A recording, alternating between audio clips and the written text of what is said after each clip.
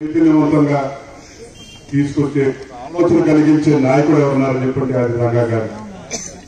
కులవృత్తిని నమ్ముకునే వాళ్ళని తీసుకొచ్చి ఉన్నత స్థాయిని తీసుకొచ్చి నిల్చోబెట్టారు. ఆయనకు ఆ రోజు ఇవాళ రాజకీయాల్లో కులాల గురించి ప్రతి ఒక్కరు మనం మాట్లాడుతూ ఉన్నాం. ఆ రోజు ఆయన తెలిసిందల్లా ఒకటే, సమస్యతో వచ్చిన వారికి పరిష్కారం ఎలా చెయ్యాలని చెప్పనే ఉంది తప్ప నువ్వు ఏ కులం, నీది ఏ మతం, నీది ఏ ప్రాంతం, నువ్వు ఏ పార్టీ అని చెప్పని కూడా ఏనాడు అడగలేదు. కాబట్టి ఇవాళ ప్రతి ఒక్క పార్టీ వాళ్ళు కూడా మీ గుండెలో పెట్టుకుని చూసుకుంటా ఉన్నారు. భవిష్యత్తులో కూడా మీరందరూ కలిసికట్టుగా ఉండాలని చెప్పని కోరుకుంటూ ఉన్నత స్థాయిలో ఉండాలని చెప్పని అంటా ఉన్నారు. ఏ పదవి ఏ హోదా మరి ఇంత అభిమానం ఇస్తుంది నాకే తెలియదు. కానీ రంగా గారు అబ్బాయి కింద ఈ దివసాలుగా ప్రాంతంలో మీరు చూసే అభిమానం మాత్రం ఏ పదవైనా సరే అది చిన్నదేని చెప్పడం కూడా మీ అందరికీ మరొకసారి తెలియజేస్తూ, మీరు చూపించే అభిమానం మీరు ఒక రాజకీయ నాయకుడు అని చెప్పని కాదు, ఒక రంగా గారు అబ్బాయి కింద మీరు చూపించారు. దానికి ఒక బాధ్యత తీసుకుంటామని చెప్పడం కూడా మీ అందరికీ మరొకసారి తెలియజేసుకుంటూ, పెద్దరామయ్య గారి గురించి ఇందాక గాంధీ గారు మాట్లాడారు.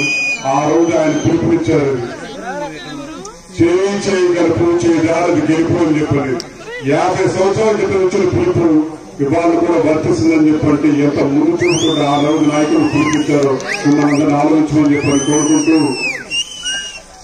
ఇంత చక్కగా ఆలస్యమైనా సరే ఇంత చక్కగా అభిమానంతో ఈ విగ్రహం ఏర్పాటు చేశారు. భవిష్యత్తులో విగ్రహం ఏర్పాటు చేస్తా ఉన్నారు. భవిష్యత్తులో ఏ విగ్రహం ఏర్పాటు చేసినా సరే తప్పకుండా మీరు వచ్చి మమ్మల్ని పిలవాల్సిన అవసరం లేదు. ఇది మా ప్రాంతం, మన ప్రాంతం.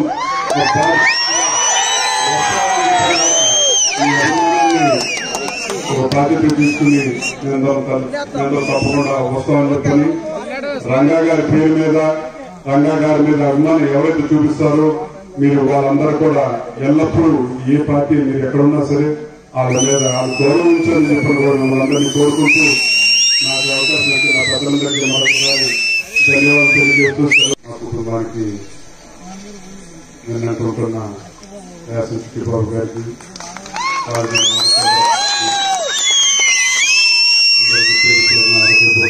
తెలియజేసుకుంటూ మాట్లాడారు.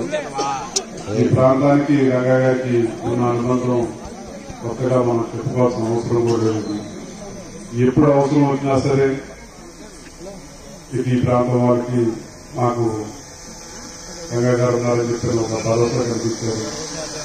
ఇలాంటి ఒక గొప్ప నాయకత్వం ఉన్న మహానాయకుడు రంగా గారు.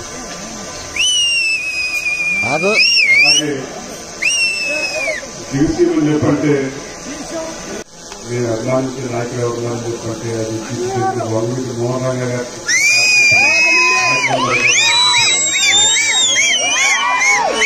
ఒక నాయకుడు చనిపోతే ఇవాళ రేపు ఏ పార్టీలు చనిపోయారు, ఇప్పుడు చనిపోయారు, దీంట్లో చచ్చిపోయారు. కానీ ప్రజల కోసం పోరాడారు కాబట్టి 3.5 దశాబ్దాల తర్వాత కూడా గుండెల్లో పెట్టుకు చూసుకుంటున్నారని చెప్పంటే ఆ కీర్తి ఘనత ఒక వంగవీటి మోహన్ రంగా గారికి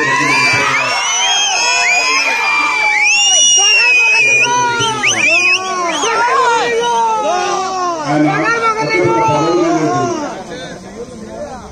విచిత్రం ఏంటంటే పెద్ద పదవులు చేస్తే ప్రజానాయకుడు అని చెప్పంటారు, కానీ ప్రజల కోసం పోరాటం చేస్తే ఒక కులాన్ని ఆక్షేపిస్తారు. ప్రజల కోసం నుంచుని ప్రజల కోసం ప్రాణం త్యాగం చేసిన ఒక నాయకుడు ఎవరున్నారని చెప్పంటే అది వంగవీటి మోహన్ రంగా గారు.